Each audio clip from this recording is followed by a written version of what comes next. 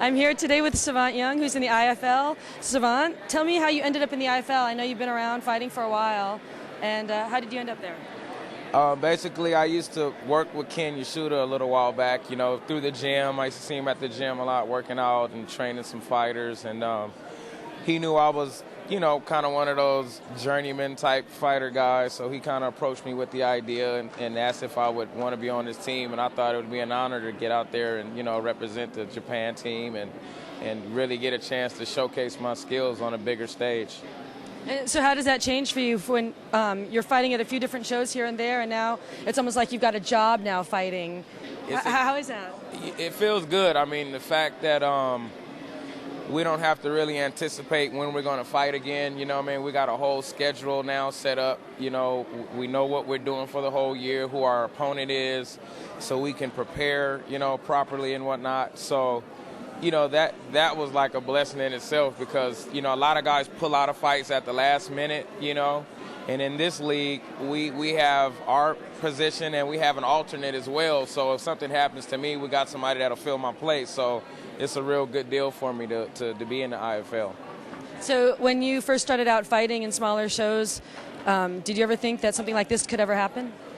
I mean, I always knew it was a possibility. I knew what I was capable of. It was just a matter of me just getting in there and really trying to decide whether or not this is what I wanted to do full time. I used to work a full-time job, and this is not a part-time sport. This is a full-time sport. You have to either do this every day or don't do it because there's guys that are hungry out there and that are really training hard, and you can't be half-hearted about it at all.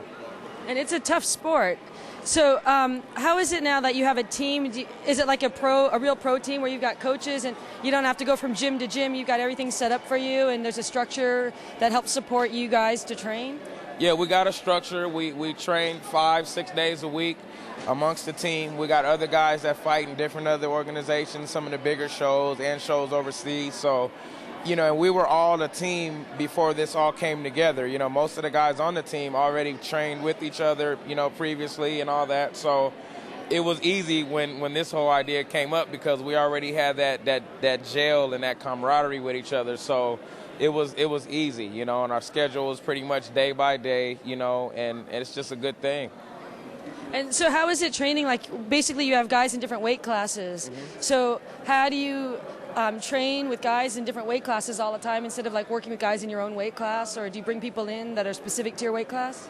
Sometimes we'll bring people in, but I figure, if I train with the bigger guys, I'm going to be more prepared for the smaller ones. I mean, I'm the lightweight on the team, but I'm probably one of the bigger lightweights in the IFL. Not the tallest, but maybe the biggest, But, we pretty much, it just all works. We don't really fight hard in the gym. We're more on the drilling type of deal. We don't want to get hurt because we got to be able to fight all year. So we mainly focus on making sure that our cardio is up to par and that our technique is down. So it really doesn't matter who you're working with if you're going to just drill technique and not really spar, as hard. So when we do spar, we keep it real light. We try to protect ourselves because this is something that we do 5-6 days a week. So you can't be sitting there taking blows to the head for 2.5 hours a day. You know what I mean? So we just real smart training. It's not really, banging all the time. You have to train smart so you avoid getting hurt. So do you have different days, like you have your grappling days and your, stand-up days, or how do you guys break out your workouts? We'll have a day where we'll primarily work on boxing. We'll have a day where we'll work on the Muay Thai. Then we'll have a wrestling day, and then we'll have like a jiu-jitsu day, and then like the last day of the week, most of the time that'll be our MMA day, and it's mainly consistent of us sparring rounds. Like we'll spar 2 times the rounds that we'll actually fight. So we fight 3-4 minute rounds. We'll probably spar for 6 or 7 4-minute rounds just to get prepared, and we'll have a fresh guy in each time, and that kind of gets us situated for the fight.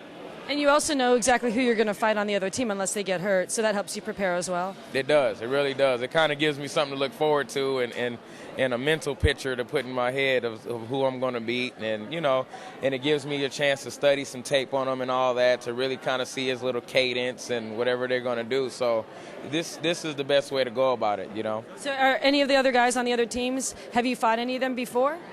Yeah, actually, the team that we're going to fight on March 17th at the Forum, I knocked out their lightweight alternate about a couple months ago. So they're familiar with me, and I'm pretty sure they're talking about me and getting prepared. So, and the guy that I'm going to fight, he lost his debut in the IFL, so I'm sure he's going to come out hungry and ready to fight. So I'm definitely going to be there to be the monkey wrench in the plan. And then do you guys have an off season where you can recover? Well, we don't really plan on the off season because we figure we want to just keep fighting for the whole year. I mean, our regular season consists of 3 matches. So beyond that, depending on what our record is in these 3 matches, we go to the top 4 teams go to a playoff. So I believe the season is over maybe in September or October. Then we'll get maybe a couple months off to relax with the family and all that stuff. But you also cycle your training so you're not training hard week after week after week.